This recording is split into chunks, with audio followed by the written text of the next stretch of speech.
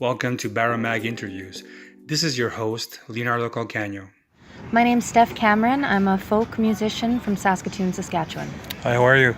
I was wondering why coming here to FolkNorth? What are you doing here?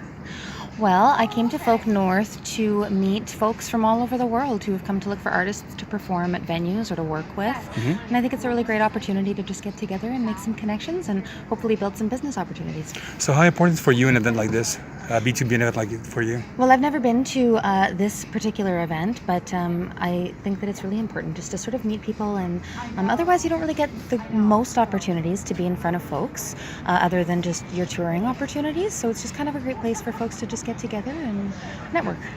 So what are you expecting from this event? Well, I'm hoping that some future work comes out of it and some partnerships, and then some opportunities to travel and to work in other parts of the world. All right. Can you tell me a little bit about your the scene outside in Saskatchewan? How's your music scene up there?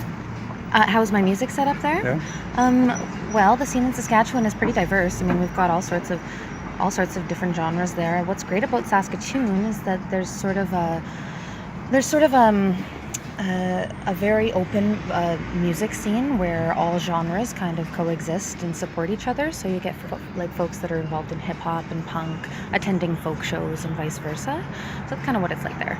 Okay, so but is it being in Saskatchewan? Is it very hard for you to do your music career? Well, it's not the hugest city in Canada, and it's not really a city known for its opportunities in the music industry, but it does have a lot of talent. So it's a great place to sort of meet other artists and to collaborate, but it is important to get out of the city to look for business opportunities.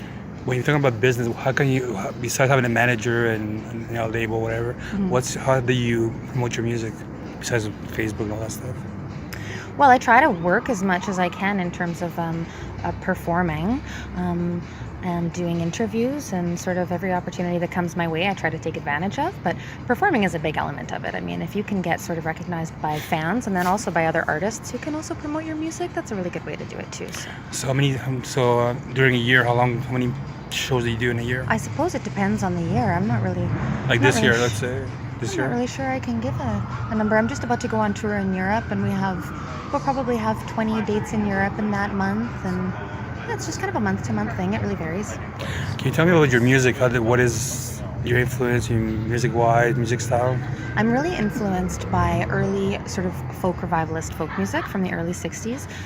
Music with a very passionate political approach. Okay. I'm very interested in that, and that's kind of where I'm coming from. So I really try to tell sort of authentic stories of people who live in the margins and whose stories aren't often told, and I try to tell those stories with compassion. Okay. So I really do a lot of storytelling in my songs, and I always try and be respectful of the stories that I'm telling. And Well, excellent. Thank you very much. Thank you very much.